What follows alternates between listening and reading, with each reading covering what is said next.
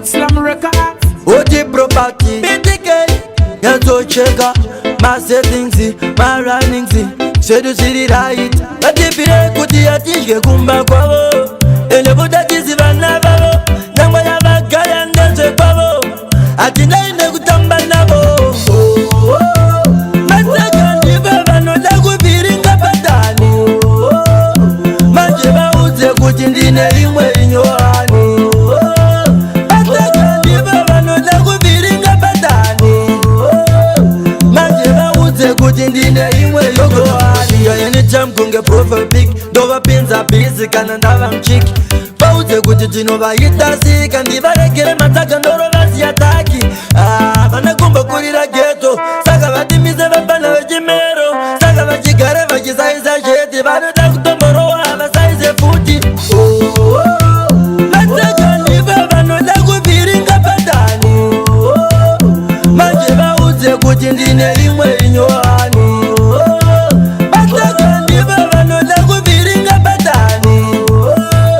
manje vaudze kuti ndine imwe inyohani ndinopinda yese yese tiri kumanya ngoma saka vandimise vada kufinura saka mira ndivapise vada kumanya vane dzungu mira ndivamise tiri magaidenja saka hatiitiso zvechimere kusaidi saka hatisimbisi hatikwate matsaka saka vatichisi vari kupera tichiona zvimwe hazvisekesi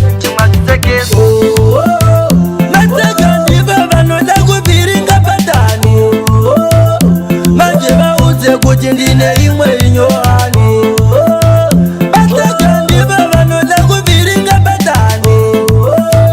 manje vaudze kuti ndine imwe inyohani ya anytime kunge profile pic ndova pinza busy kana ndava mchiki pauze kuti tinovaita sika ndivarekere matsaka ndoro vasiyataki